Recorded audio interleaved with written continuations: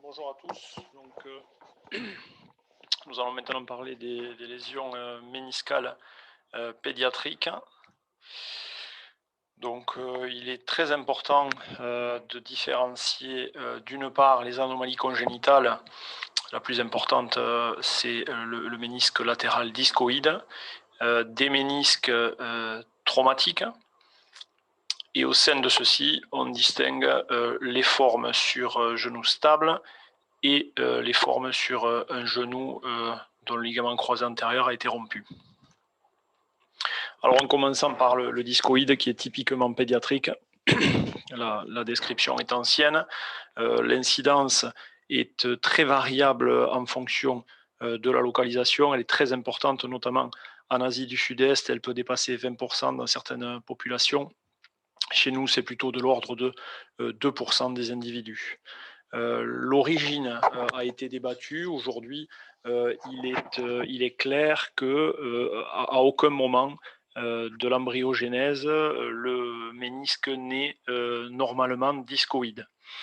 Donc vous voyez ici sur cette coupe le ménisque qui est déjà triangulaire à 10 semaines de vie intra-utérine et sur cet examen cadavérique, on voit qu'à 7 mois, les ménisques ont un aspect identique à celui que l'on connaît.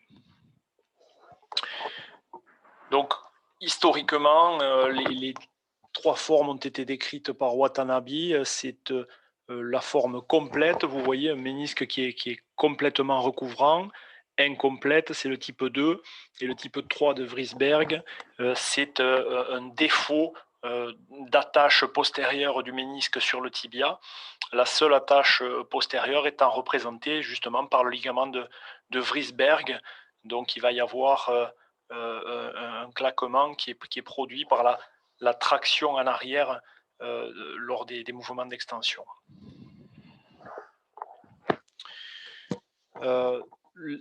Souvent, les ménisques discoïdes sont asymptomatiques et je commence à introduire l'idée que dans ce cas-là, on ne fait aucun traitement, bien sûr.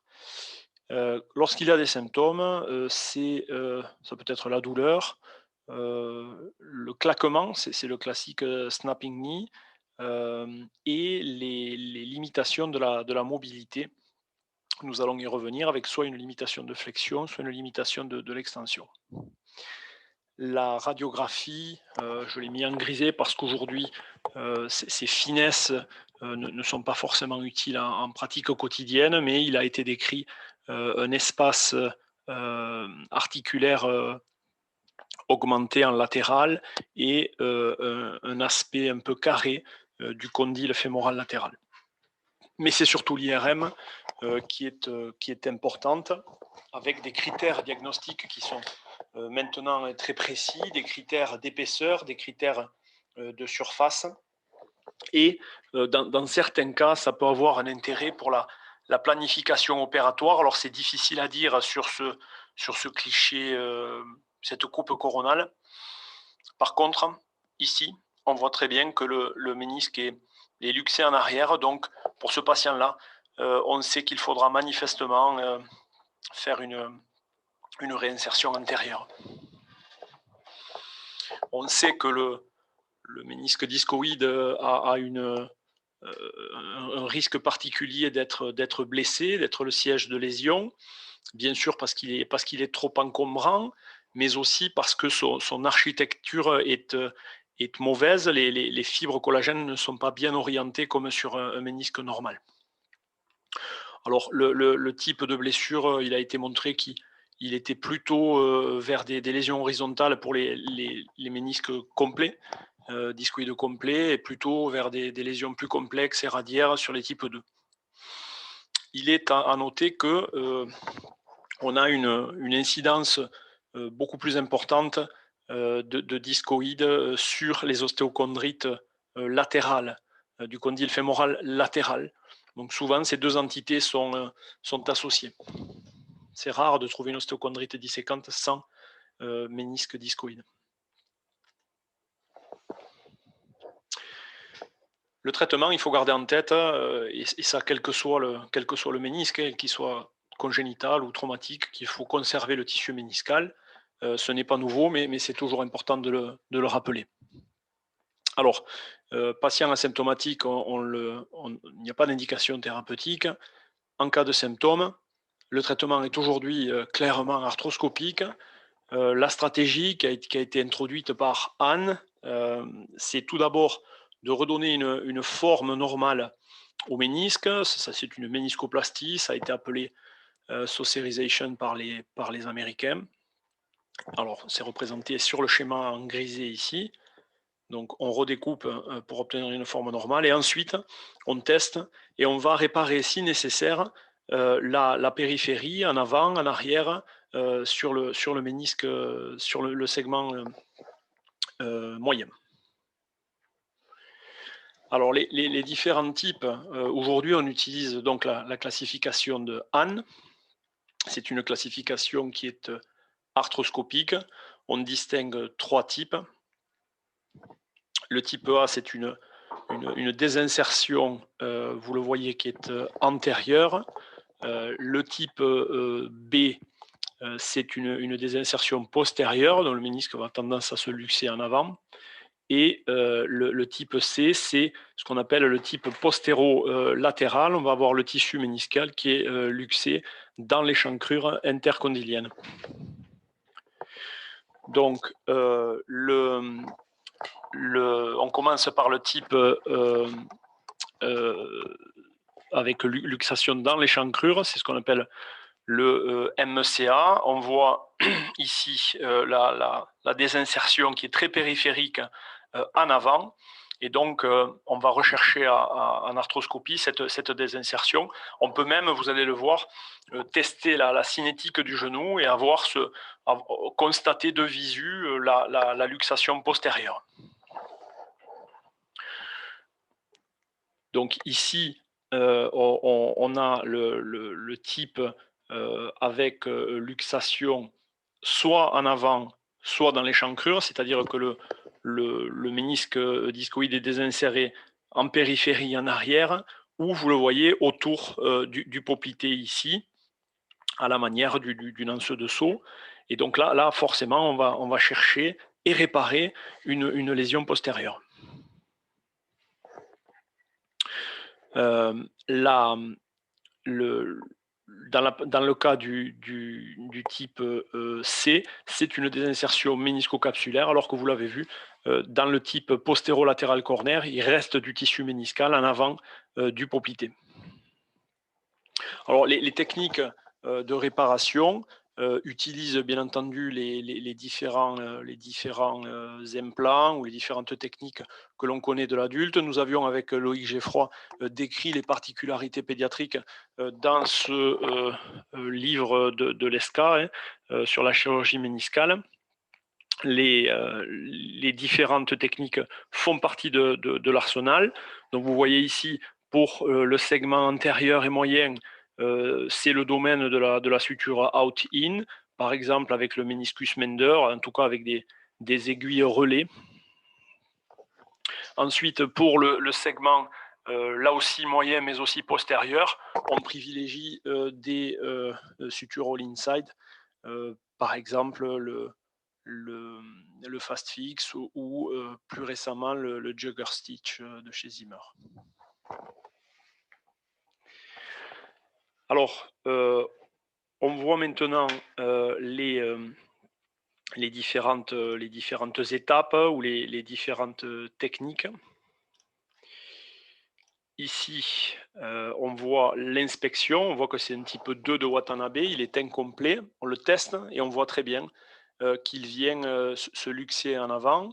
Donc dans ce cas-là, nous savons qu'il s'agit d'une désinsertion postérieure. Donc après cette inspection, ce testing, c'est fondamental, on va procéder à la méniscoplastie. Alors, personnellement, j'aime bien utiliser la pince basket, vous le voyez, donc il faut aller très progressivement. On a tendance, ça a été démontré, à bien sûr réséqué droit devant, donc c'est-à-dire au dépend essentiellement du segment moyen. Donc il faut vraiment faire l'effort de travailler de manière progressive et de manière circonférentielle. Ce qui est utile, c'est de faire régulièrement un switch entre la voie instrumentale et la voie optique pour avoir un autre point de vue sur ce qu'on est en train de faire. Et souvent, en particulier en début d'expérience, on peut constater qu'on a effectivement réséqué trop droit devant. Donc une fois qu'on a donné grossièrement une forme un peu plus normale, on va utiliser le couteau motorisé. Alors il faut bien entendu utiliser plutôt un couteau de faible diamètre. En général, c'est du 4 mm. Et là, c'est intéressant parce que ça va permettre de régulariser la tranche de section, mais aussi un peu de désépaissir. Donc, il faut être très, très prudent avec l'aspiration parce que dans un genou pédiatrique, et en particulier pour les sujets les plus jeunes, moins de 8 ans, on peut très, très vite aspirer les structures. Donc voilà un aspect qui est plutôt satisfaisant à la fin de ce geste. Donc là, on a un exemple ici sur l'IRM d'une désinsertion antérieure. Donc je vous l'avais dit tout à l'heure. Ici, à l'IRM, on peut bien imaginer que le ménisque est désinséré en avant. Et on voit que le tissu est parti en arrière. Et on voit même ici la zone d'affrontement entre le segment antérieur et le segment postérieur qui est normal.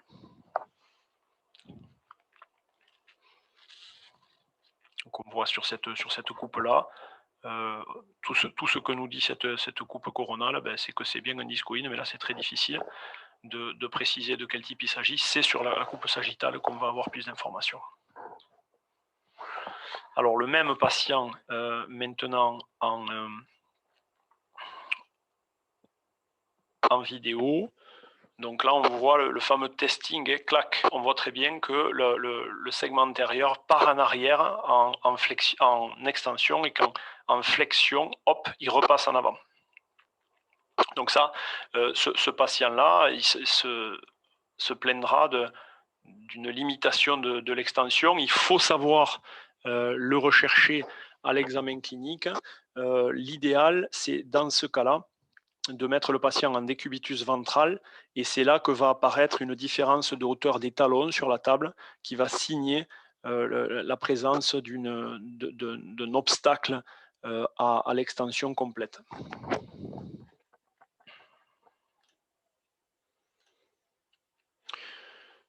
Donc on commence à nouveau, quel que soit le type, on commence par la méniscoplastie, là aussi à la pince, prudence.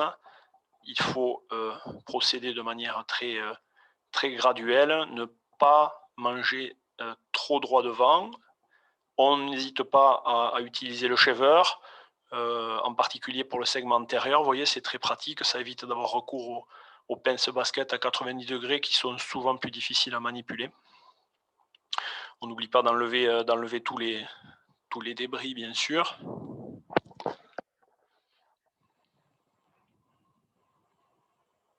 On inverse les voies si nécessaire. Et donc ensuite, on teste au crochet, et là, on voit que toujours le segment antérieur a tendance à partir en arrière. Donc, on va faire une réparation, et dans ce cas-là, on utilise une suture de dehors en dedans, avec des aiguilles, avec un relais. Donc, on voit ici, c'est un méniscus Mender. On attrape notre suture. Dans ce cas-là, c'est une suture monofilament à résorption lente. C'est du PDS2. On tire. On suture. On fait notre nœud après une courte incision cutanée. Et donc, on peut, à présent, retester la cinématique du genou en arthroscopie en constatant que le ménisque est maintenant stable. Alors ici, c'est un exemple de traitement d'une suture, par suture matresse, c'est-à-dire une suture verticale qui va prendre la totalité du ménisque, dans le cas d'une lésion horizontale. Les lésions horizontales sont très fréquentes sur le discoïde. Donc dans ce cas-là, on utilise un fast fix, vous voyez, on le met bien en tension, et ça va permettre de fermer finalement les deux berges de la lésion. Alors c'est intéressant, on va proposer ce traitement lorsque les deux berges sont de taille à peu près équivalente. Par contre, dans le cas où on a clairement une berge qui est moins épaisse que l'autre, dans ce cas-là, on peut simplement réséquer la lèvre de moindre épaisseur. Ça, on va le voir sur un autre exemple. Donc, dans ce cas-là, vous voyez, on décide simplement de réparer. Après avoir avivé, bien sûr, on va piquer largement dessous, puis largement au-dessus, afin de faire cette suture verticale type matresse suture.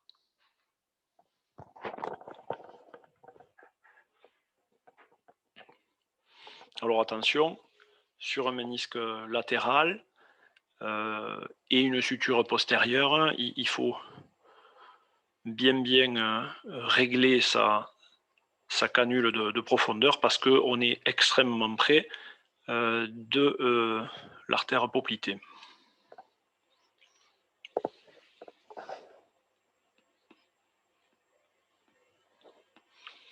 On met en tension la suture, vous le voyez, qui ferme bien la lésion. Il ne faut pas hésiter à mettre un nombre de sutures important. En général, on va en placer une tous les 5 mm. Pas hésiter, comme toujours, à tester franchement ce qu'on a fait à la fin.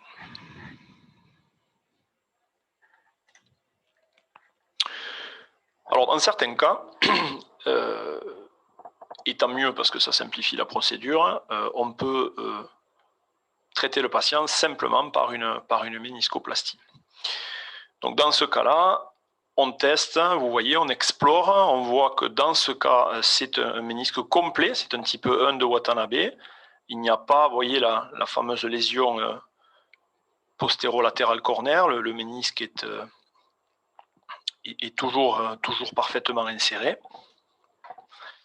Mais par contre, une fois que nous avons réalisé la méniscoplastie, on constate qu'il y a, comme souvent, un clivage horizontal qui peut aller jusqu'à la capsule. Donc ça, il faut bien sûr le réparer.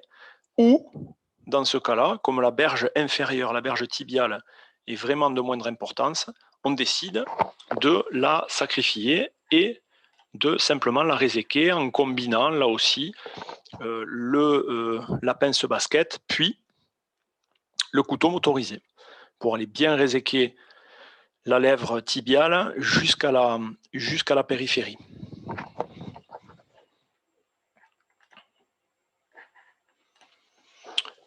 Ce geste étant terminé, on termine bien sûr par le testing. On s'assure que tout ce qui reste comme tissu méniscal est stable.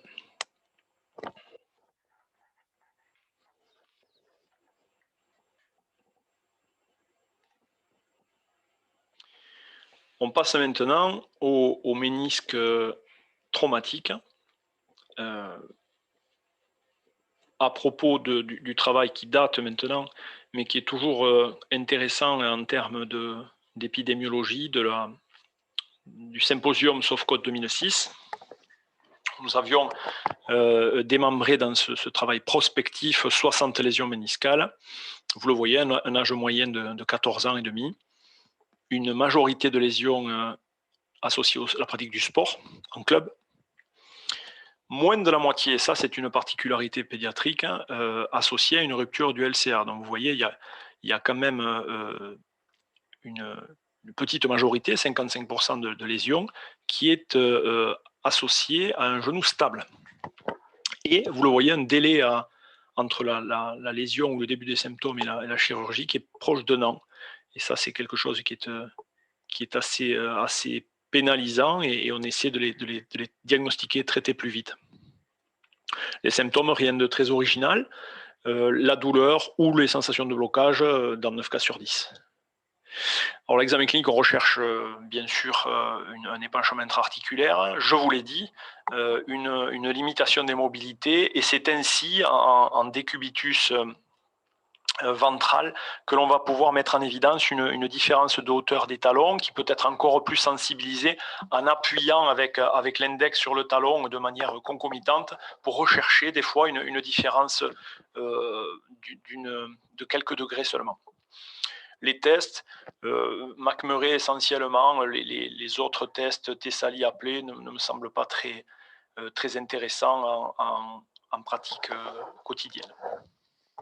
Alors, ça c'est un élément fondamental, et l'IRM, avec la classification historique de Kruse, 1987, vous voyez les trois grades. Grade 1, c'est un hypersignal qui est punctiforme. Grade 2, il est linéaire, mais il reste intraméniscal. Par contre, grade 3, il y a une extension à la surface articulaire ou à la périphérie. Et donc, ce qui est essentiel, c'est cette corrélation avec ensuite l'arthroscopie qui retrouvera 11%, dans 11% des cas une lésion pour les grades 1 et 2, mais dans plus de 90% dans les grades 3. La conclusion, elle est évidente, on n'opère que les grades 3 à l'IRM. Mais attention, l'IRM est moins spécifique que chez les adultes, car c'est maintenant connu depuis c'est ce papier de Takeda, il y a des faux positifs en rapport avec la vascularisation méniscale, et donc ce, d'autant plus bien sûr que le sujet est jeune. On peut avoir, pour les patients de moins de 10 ans, 80% de grade 2, voire 3, sur des patients pour lesquels on ne retrouvait pas d'anomalie à l'arthroscopie. Donc là, la corrélation avec la clinique est essentielle. Alors, quel type de lésion? Une majorité de lésions traumatiques du ménisque latéral. Il y a une majorité de lésions verticales qui peuvent être des lésions en anse de saut, mais on trouvait aussi des lésions horizontales, des lésions radiaires beaucoup plus rares, mais aussi des languettes. La localisation, plutôt sur les segments postérieurs et moyens, et ce pour le ménisque latéral et aussi médial. Des exemples maintenant. Alors c'est toujours intéressant de faire la corrélation, je vous le disais, entre l'IRM et l'arthroscopie. Ici, c'est une lésion verticale assez périphérique, vous voyez, en zone rouge-rouge du ménisque médial.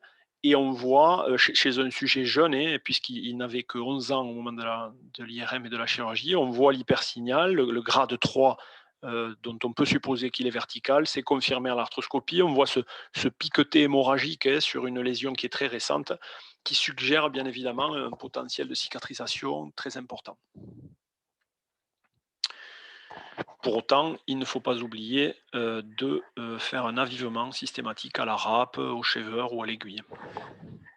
Ici, c'est un exemple avec une vidéo d'une lésion du ménisque latéral. Donc lésion verticale du segment postérieur du ménisque latéral, toujours le testing évidemment, et hop, on arrive à luxer en anse de saut, et vous voyez que là aussi la synoviale en arrière, hémorragique, suggère un potentiel de cicatrisation qui est important. Alors, autre particularité pédiatrique, ce sont les lésions horizontales du segment moyen associées à un kyste méniscal. La plupart du temps, c'est le ménisque latéral. Il y a aussi des formes sur le ménisque médial, mais qui sont plus rares. Là, nous en avons un exemple tout à fait caractéristique. Vous voyez le ménisque latéral avec la lésion intratissulaire et le petit kyste qui bombe ici. On retrouve la même chose sur la coupe axiale ici, et enfin sur la coupe sagittale. Ces lésions-là, elles sont traitées dans un premier temps par arthroscopie afin de rechercher une anomalie intra-articulaire. Dans l'immense majorité des cas, il faut retrouver la lésion, pousser le crochet palpeur au travers de celle-ci et ensuite faire une contre-incision en périphérie pour réséquer le kyste lorsque la taille le nécessite et aviver par l'extérieur avant de faire une suture au fil avec un porte-aiguille, éventuellement combiné à une autre suture en intra-articulaire si la lésion le nécessite. Donc voilà, et le pendant de ce qu'on vient de voir, mais sur le ménisque médial. Ce sont des genoux stables, hein, c'est pas associé aux lésions du LCA. Donc le traitement à l'époque, hein, j'ai envie de dire, parce que ça fait 15 ans, vous voyez, il y avait à peine moins de la moitié des patients qui étaient traités par réparation. Donc j'ose espérer qu'aujourd'hui, nous avons quasiment l'intégralité des patients qui sont traités par réparation. Donc les techniques, hein, rien de spécifique, on peut utiliser tout l'arsenal, toujours aviver, mais l'avivement simple n'est plus d'actualité, il faut toujours suturer une lésion, même si on juge qu'elle est stable, sauf si elle est non transfixiante. Donc les sutures de dehors en dedans, les sutures de dedans en dehors, donc avec les canons qui sont un petit peu moins à la mode, j'ai envie de dire, mais qui gardent quand même des fidèles, comme par exemple Franck Chotel à Lyon, les sutures All-Insign qui évoluent sans cesse, hein. Il y a des Nantes. Personnellement, j'aime bien les implants, le Jugger Stitch là, de chez Zimmer, qui a la particularité d'avoir que du fil, c'est-à-dire qu'il n'y a pas de partie en acide polylactique qui pose parfois le problème de lésion cartilagineuse s'il est libéré dans le genou. En post-opératoire, une attelle d'extension pendant 1 mois. Quasiment tous les patients ont le droit à l'appui, sauf les lésions horizontales. La reprise du sport en pivot, en général, à partir du 4e mois, pas de squat, c'est-à-dire d'hyperflexion en charge avant 6 mois, c'est essentiel, surtout bien sûr sur les lésions qui sont postérieures. Alors quels sont les résultats? Les résultats, ils sont bons, mais il faut quand même avoir conscience et aussi en prévenir les familles qu'on a de l'ordre de 20% d'échecs à 5 ans. Ça veut dire que les familles, les enfants doivent être au courant qu'il peut y avoir une nécessité de reprise, et ça, c'est particulièrement vrai avec les discoïdes qui ont été réparés. Ceci étant dit, sur une littérature relativement récente, il y a des taux de cicatrisation qui sont très élevés et qui peuvent atteindre 95%. Pourquoi finalement de bons résultats? Parce qu'on l'a vu, il y a un meilleur potentiel de guérison. Ça c'est une étude immunohistochimique qui est un peu historique, maintenant, 95, mais qui montre très bien ce picoté blanc là correspond à la vascularisation de nouveau-né où le ménisque est quasiment complètement vascularisé, puis ça diminue pour avoir à peine un tiers du ménisque qui est vascularisé à l'âge de 18 ans et un sujet mûr après à 50 ans où il n'y a vraiment que le quart périphérique qui reste vascularisé. Bien sûr, la règle de la conservation méniscale s'applique aussi aux ménisques traumatiques. Les ménisectomies doivent rester exceptionnelles, toujours partielles. Pourquoi? Parce qu'on sait depuis ce travail prospectif en 2000 au sujet justement de ménisques discoïdes que la ménisectomie totale donne quasi systématiquement de l'arthrose à long terme, à 30 ans, avec les limitations fonctionnelles qui s'en suivent. Cette image ici de ménisque discoïde latéral qui a été retirée en totalité par arthrotomie à l'époque fait partie de l'histoire, on ne doit plus voir ça. Ceci étant dit, il y a malheureusement encore quelques ménisectomies abusives et dans notre pratique, la substitution méniscale par un tissu artificiel, que ce soit l'actifite ou le CMI, a donné de bons résultats. Ici, un exemple avec, bien sûr, un signal IRM à 3 ans qui est très altéré, mais de manière assez, et extru, mais de manière assez intéressante, des bons résultats cliniques. Si, le patient a eu une méniscectomie totale, dans ce cas-là, ça peut être un candidat à une allogreffe méniscale. Donc, nous retiendrons, que les lésions méniscales sont, relativement fréquentes, hein, en pratique pédiatrique. Donc il faut d'abord bien examiner les patients de manière bilatérale, comparative, les systématiques, et l'IRM est bien sûr l'examen de choix, mais il faut avoir, un examen de bonne qualité, être aidé, par un radiologue qui connaît les particularités pédiatriques, en particulier, les faux positifs liés à la vascularisation méniscale. Concernant le traitement, il faut toujours conserver autant que possible le tissu méniscal, mais si le LCA est atteint, il faut le reconstruire parce que sinon la réparation méniscale est vouée à l'échec. Et n'oublions pas d'informer enfants et parents qu'il y a environ aujourd'hui 10% d'échecs, toutes lésions confondues. Merci.